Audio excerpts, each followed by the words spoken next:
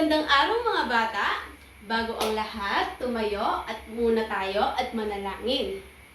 Okay? Angela, paki-lead ang prayer. Amen! Bago tayo umupo, pulutin muna ang mga kalat o nakikita nating kalat sa ilalim ng upuan. Okay na ba? Very good! Tapos, tayo muna ay umupo muna. Okay. Pagkatapos, sino muna ang mga lumiban at hindi lumiban? Very good. Walang lumiban sa araw na ito. Nakalimutan ko po pala.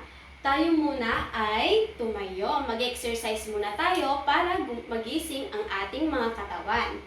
Okay. Gayahin ang teacher. 1, 2, 3, 4, 5. Okay, next po. 1, 2, 3, 4, 5. Next po. 1, 2, 3, 4, 5. Okay. Nagising po ba ang lahat? Magaling. Okay, tayo muna po ay umupo. May inihanda ako na mga larawan dito. Pwede niyo po bang sabihin sa akin kung ano-ano ang mga larawan na ipapakita ko sa inyo? Okay, ano po ito? Very good, sapatos or shoes. Ano po ito? Magaling, paaralan. Ito po kaya, ano po kaya ito? Very good, libro, mga libro. Last na larawan. Sige po, tignan nyo po. Okay. Dahil dito, ano po ito? Very good. Sabon o kaya soap. Very good. Okay. Bago ang lahat, sino muna ang nakakatanda na tinalakay natin kahapon? Okay, Kate.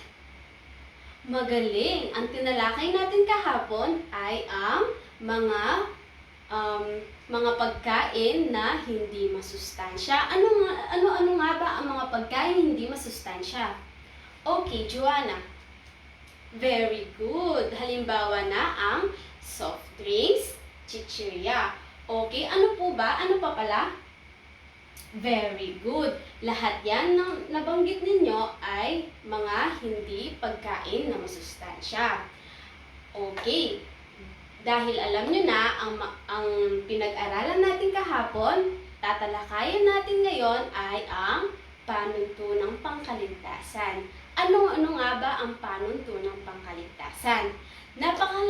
Napakahalaga rin ninyo at isagawa ninyo ang mga gawain ito na may ibayong pag-iingat sa mga pamamagitan ng pagsunod sa mga panuntunang pangkaligtasan. Ano-ano nga ba ang pwedeng gawin natin na mapanatiling ligtas ang ating mga katawan o ang ating katawan? Number 1, siguraduhin nakasuot na tayo ng tamang uniforme or PE sa paggaya ng t-shirt, jogging pants, or rubber shoes. 'Di ba? Pag naka-PE tayo, so, dapat hindi tayo naka-uniform. Dapat nakapang-PE tayo para mas safe tayo. Okay, number 2. Suriin ang lugar kung saan isasagawa ang mga gawain pang-physical. At siguraduhin walang nakakalat na mga pako o mga basag na salamin sa mga nilalakaran natin. So, pwede tayong maaksidente o sanhi ng aksidente sa ating paa.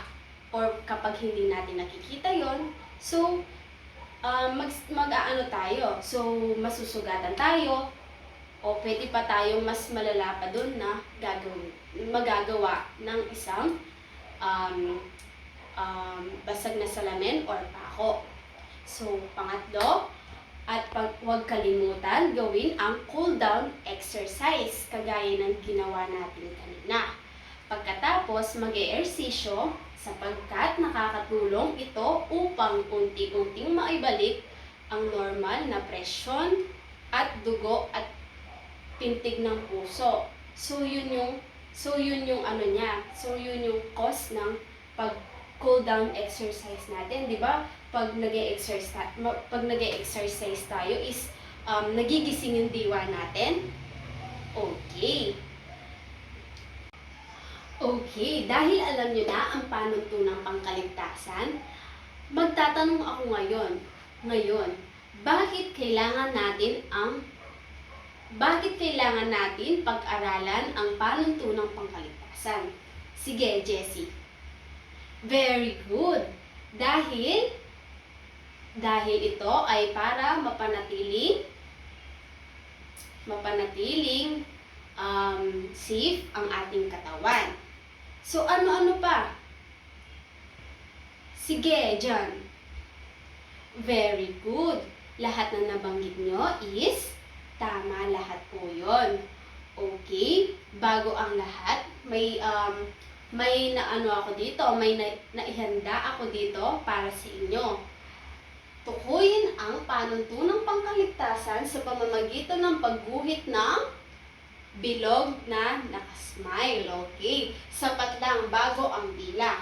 So, pag yung tanong is tama, bigyan siya ng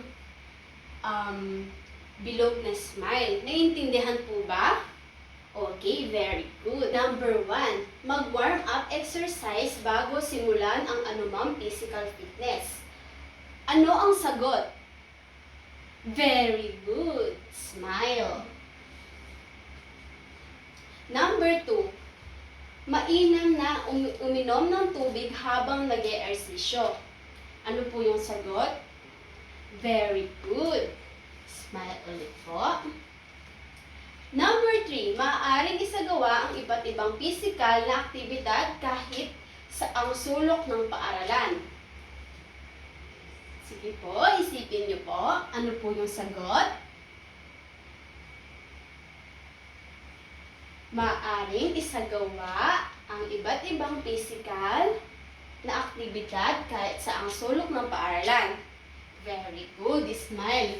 Kung wala namang mga pahamak, kagaya ng sinabi ko, na walang mga nakaka-aksidente na mga gamit, halimbawa na yung mga pako, basag na at least, kung wala naman, pwede naman siyang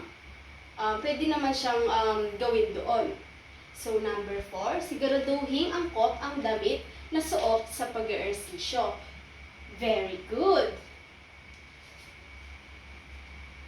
Number 5, tignan ng maigi ang lugar kung saan isagawa ang gawang pampisikal upang matiyak na walang mga bagay na maaring magdulot ng sakuna.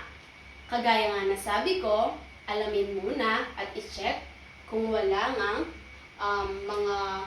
mga halimbawa na sinabi ko, mga pako, basag na salamin, or mga bato, diba?